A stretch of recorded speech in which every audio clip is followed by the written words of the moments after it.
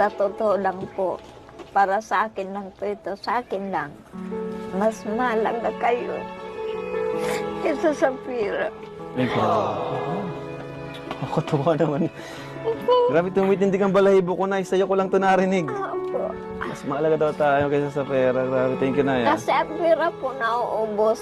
Ito po minsan nagiging sanhi po ito ng kasalanan ng tao.